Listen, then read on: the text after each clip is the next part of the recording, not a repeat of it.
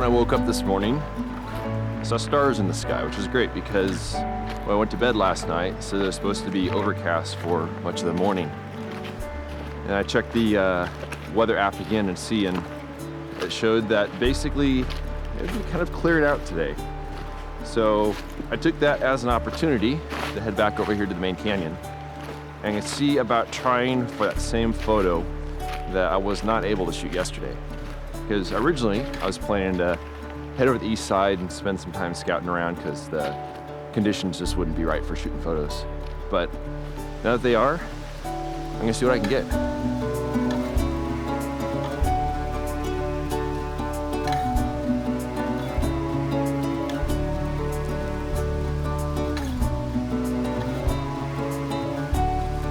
So I went ahead and set up a composition, and today I was able to find a composition with my wide angle lens, which is kind of nice because yesterday I found one with my normal lens.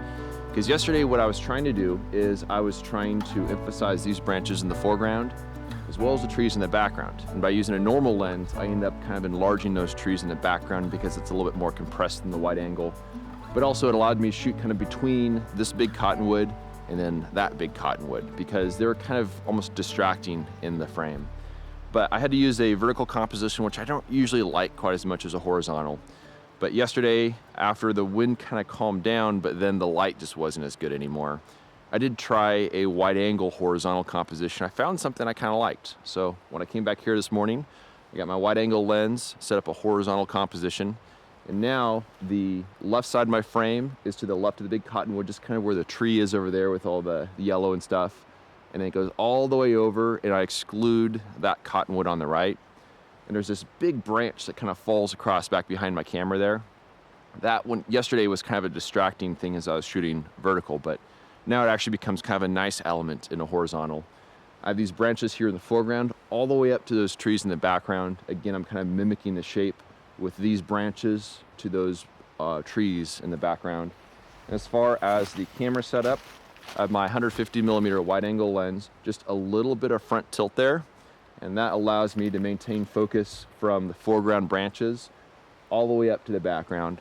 And what's probably gonna happen, which is just fine, is that this tree on the left, which is in the composition, as you go up a little bit higher on it, it'll probably get a little bit soft, but that's just fine. Sometimes there's sacrifices like that you have to make. But in this case, I'm able to get the foreground sharp, those trees in the background sharp, which are the most important parts of the composition. So I'm pretty excited that I was able to get one photo of this so far, kind of a safety shot. It was a 20-second long exposure. The light, I think, will get even better than this, but I just wanted to make sure I had one exposure just in case something weird happens. But yeah, pretty excited about this. I'm gonna stick around and then see if the light gets even better and then maybe expose another sheet or two and then wander around and see what else I can find over here.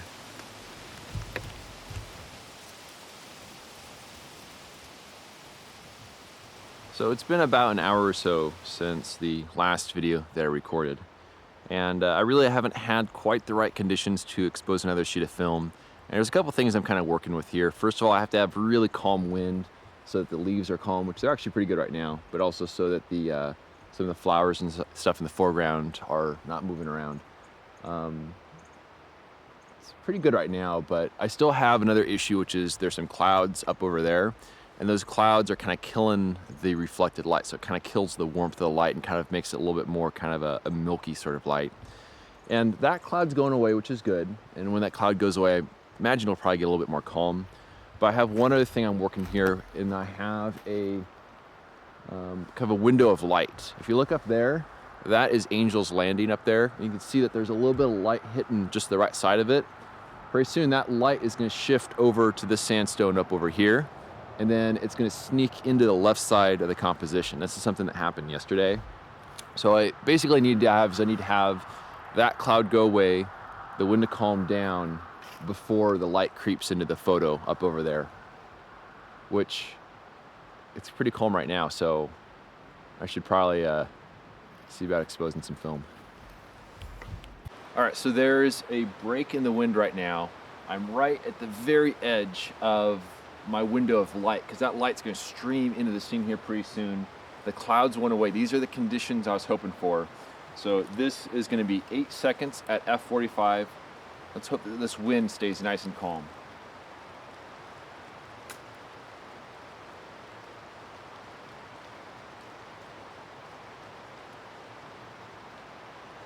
There you go. So I ended up making 2 exposures of that scene, and the conditions were pretty much exactly what I needed. So this just goes to show how important it is to stick around and wait for those conditions, because to be honest, I was really about to get things packed up. I pulled the cable release off the camera, I put the ground glass protector on the back, and I was about to start taking the lens off when I looked up and it was really calm. The conditions were right, and I still had a little bit of time before I ended up losing my window of light. So just shows that patience is key. And we'll see how the photo turns out. I don't know if it's gonna have the same look I kind of envisioned, but I'm hoping it does. And I just know that by waiting that amount of time, I had just the right conditions I was looking for. So now I'm gonna keep wandering around and see if I can find some other subjects, because now it is nothing but blue skies.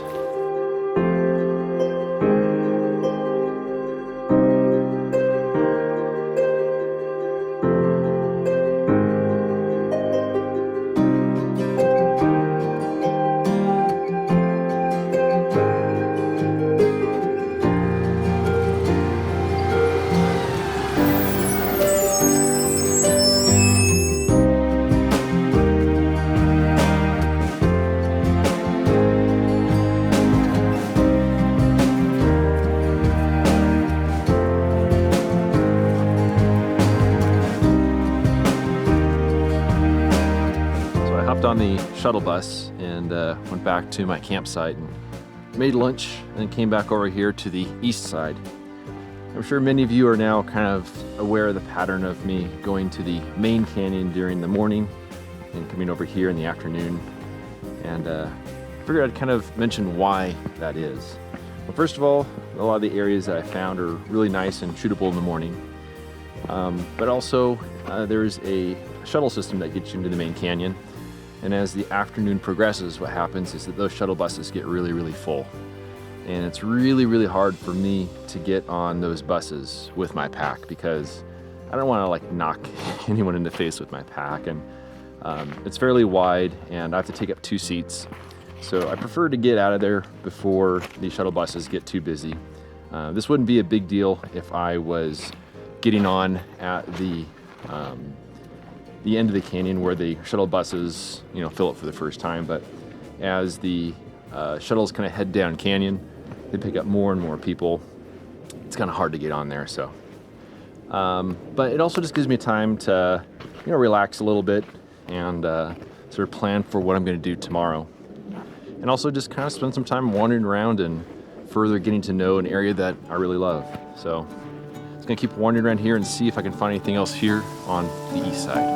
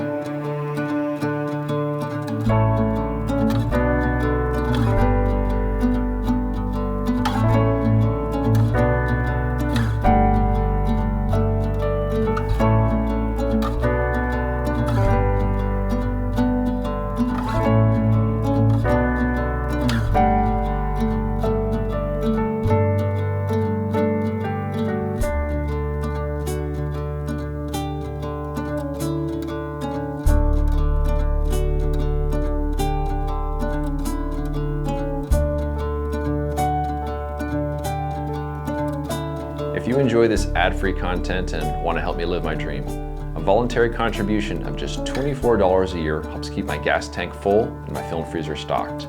For more information on how to support me and my work, please visit the donation section of my website at benhorne.com/donate. I also have prints and my 2017 portfolio box set available on my website. You can find a direct link down below in the show notes. Thanks in advance for your support.